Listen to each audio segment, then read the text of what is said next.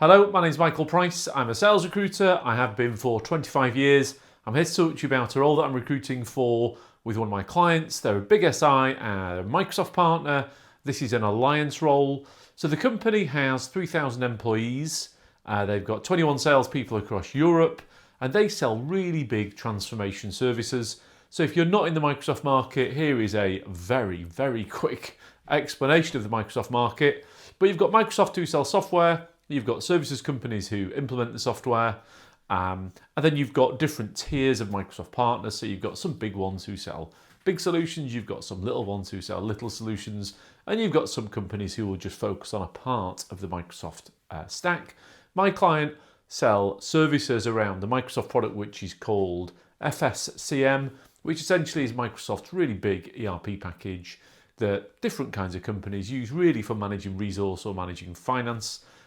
Within that space, there's not many partners because actually the solutions are so big, the companies have got to be big to have the services element. And these guys have just got massive, massive capability. So this role is an alliance role.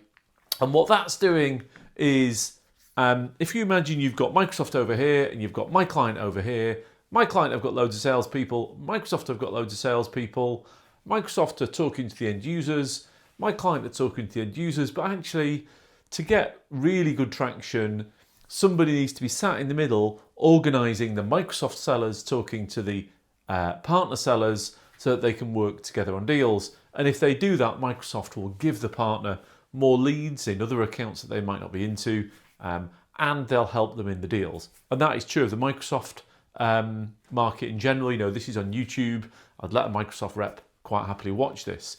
So this role is about aligning those two sets of sellers. It's always about keeping Microsoft with the relevant information about the partner and keeping the partner with the relevant information about Microsoft. It's about networking, and really it's about being that interface between the two parties and being the oracle of all knowledge. You do work for the partner though. To be clear, you work for the partner, and the bigger partners do have this function.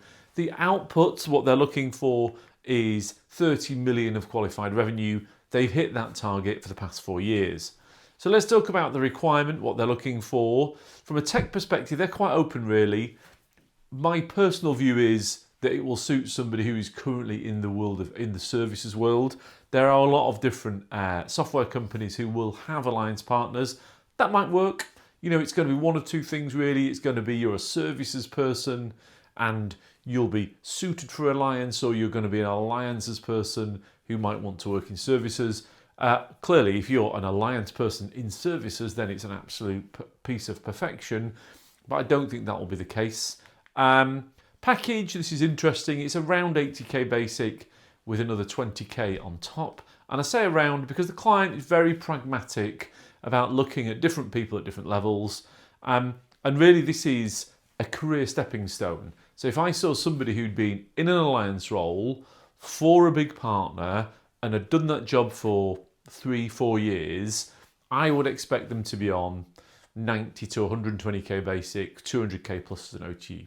My client's not paying that, hence the concession in terms of what they're looking for. And actually what will happen here is what's just happened. So somebody's left this company, they've gone to a bigger company, well, a similar sized company that are a competitor, and they just pretty much doubled their package. Now the client knows that's going to happen and that's part of the job, but actually that's why the package is what it is, because it might be that you're in a more traditional sales role where you might be on a smaller basic but a bigger OTE, and they'll just move things around to a degree to find the right person. My contact details are on the screen, also the email address of my colleague Joe. It's unlikely I'll speak to Joe, but we do work very closely together, so I have included her email address. Thank you, I'll hopefully speak to you soon.